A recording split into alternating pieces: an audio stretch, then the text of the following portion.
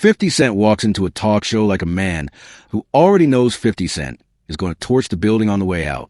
No bodyguard energy, no rehearsed lines, no polite laughter to warm up the room. 50 Cent just sits down, cocks an eyebrow, and drops the kind of sentence that turns a scheduled interview into a public execution. And the wildest part isn't that 50 Cent roasts everybody in the building. The wildest part is that 50 Cent does it with the calm of a man ordering water. No sweat, no blink, no filter. Just a slow, surgical kill delivered in primetime lighting. And the second the segment ends, every clip editor in the country starts carving up the footage. Because 50 Cent has once again generated enough viral gold to feed the algorithm for a full week. Producers rewind the tapes twice. Interns text the timestamps to friends. The comment sections light up before the credits even finish rolling on the broadcast feed to the coasts. You've seen thousands of celebrity interviews. 99% of them are the same choreographed dance. Compliment the host, tease the project, laugh at the joke you already heard in the green room, wave goodbye. 50 Cent refuses to play that game. 50 Cent walks in armed with a favorite villain, a pocket full of $100 bills, an X-rated punchline about a bullet fragment in the tongue, and a public statement about a crush on Helen Mirren. 50 Cent is not there to promote. 50 Cent is there to demolish. And the hosts, one after another, discover the same brutal truth in real time. You do not outtalk 50 Cent. You just survive 50 Cent. And if you're lucky, the wreckage of the interview turns into your show's most clipped moment of the entire season. The one the network reposts on every anniversary reel, and every year-end highlight package the network can squeeze out a vault for late-night marketing. The rehearsal for the ambush starts small. A host lobs a soft question about a vacation. 50 Cent could have handed back a warm answer about family bonding, sunset boat rides, or grandkids in matching pajamas. 50 Cent instead confesses that the vacation lasted about 3 days because after that, 50 Cent's own grandfather started acting up and 50 Cent had to tap out. 2 nights of togetherness, 1 polite morning of coffee, and then, according to 50 Cent, Grandpa starts stuff and the exit door starts calling. The audience laughs because everybody has that relative. But listen closer. 50 Cent has just told the room the golden rule of the entire night. Even blood is not safe from 50 Cent's honesty. If a grandfather can catch strays over breakfast, no host in a suit is going to escape the crossfire waiting on the other side of the coffee mug and the muffin tray. Then comes a Kanye West bet. Years ago, 50 Cent stood in front of cameras and swore that if Kanye West outsold 50 Cent's album, 50 Cent would retire from music forever. It was a kind of headline dare that made front pages, dominated blogs, and lit up morning radio for weeks on end. Kanye West outsold 50 Cent.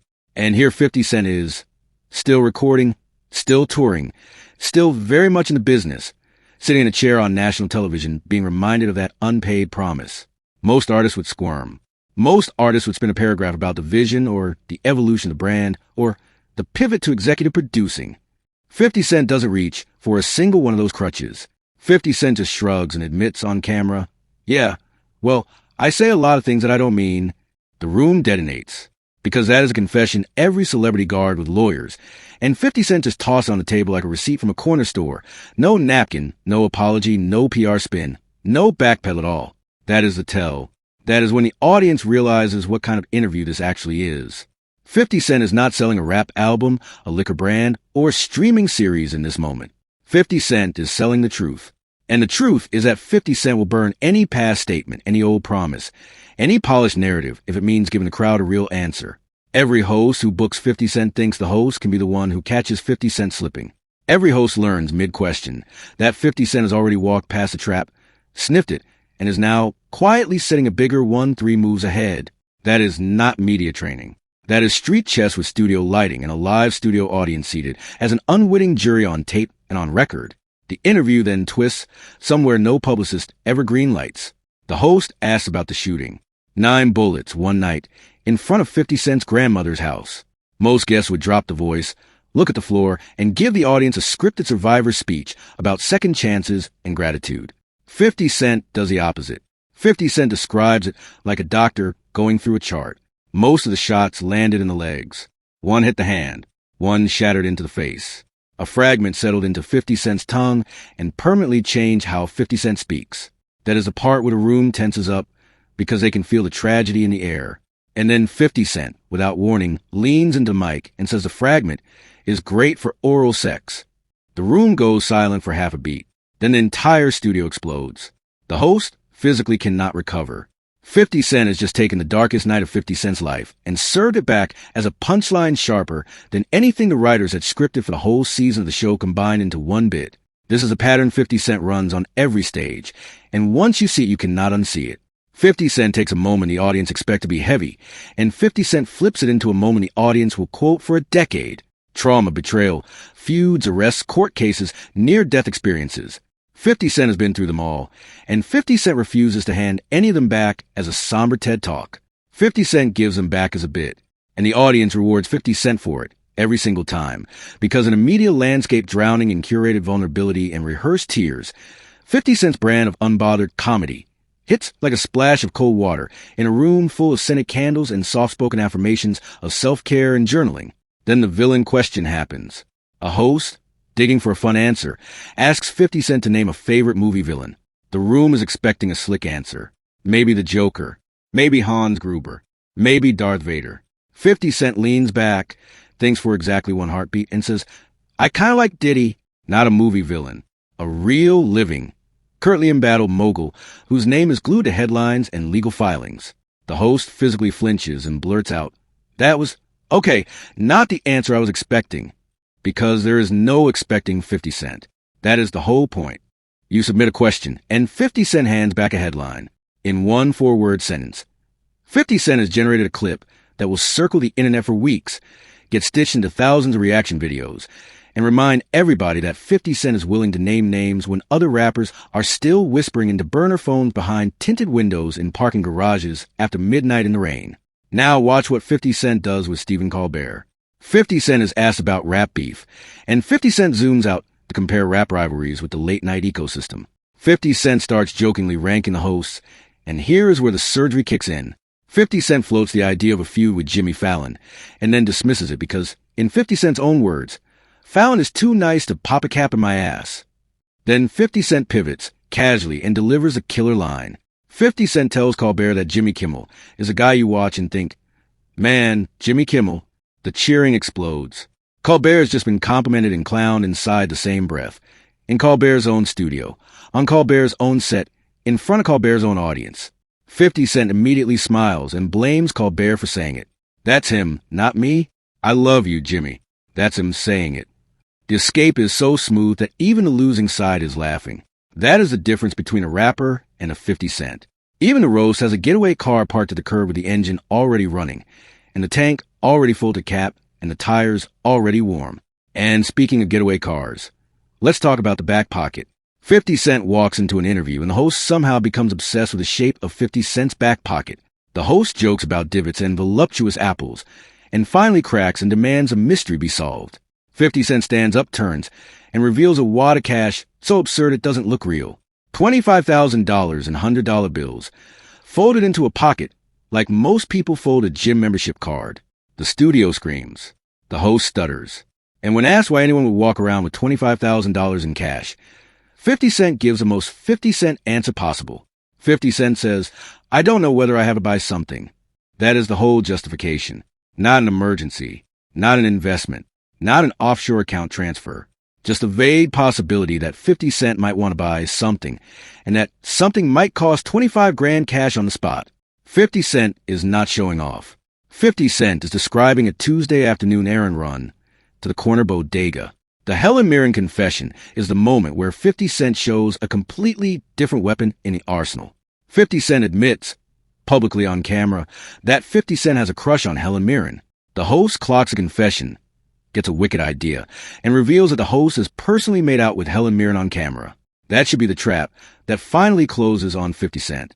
Instead, 50 Cent watches a clip, absorbs a taunt, and casually redirects fire by wondering aloud how the host's wife feels about that kiss. In 2 seconds, 50 Cent has turned a mock embarrassment moment into a mini domestic scandal. The host laughs, but you can see the calculation behind the eyes. 50 Cent just took the bait, chewed it, and turned it into a fishing hook aimed straight back at the person who cast it into the water in the first place without a second thought. Then there is Felicity Huffman. On Jonathan Ross's show, 50 Cent notices Felicity Huffman on a shirt and instantly announces that Felicity Huffman is beautiful, adds that Felicity Huffman got up to go to the bathroom, and quietly claims dibs. Jonathan Ross immediately fires back that Jonathan Ross has first call. The room laughs. 50 Cent, without missing a beat, pivots into a movie pitch and casts Felicity Huffman as Lil' Kim in a hypothetical rap film. That is not improv. That is world-class conversational chess. 50 Cent enters a room, spots a target, flirts, dodges a counterattack, pitches a movie, and exits with a project idea in the same 20 seconds. Any screenwriter in Hollywood would kill for that kind of on-the-fly casting instinct and comedic timing under studio pressure and a hot mic during sweeps week. And when the topic finally lands on the Mike Tyson mansion, 50 Cent doesn't shrink from the excess. 50 Cent confirms the purchase, jokes about filming the entire show inside the mansion, and casually confirms the existence of a 40-person hot tub. 52,000 square feet. Purchased back in '03. Enough space to host 11 talk shows at once, according to 50 Cent's own math. When asked whether 50 Cent has ever actually put 40 people in that hot tub, 50 Cent doesn't lie. 50 Cent grins and admits, "Not at the same time, but we tried." The audience loses it. Then the host mentions the strip club rumor inside the house, and 50 Cent corrects the host.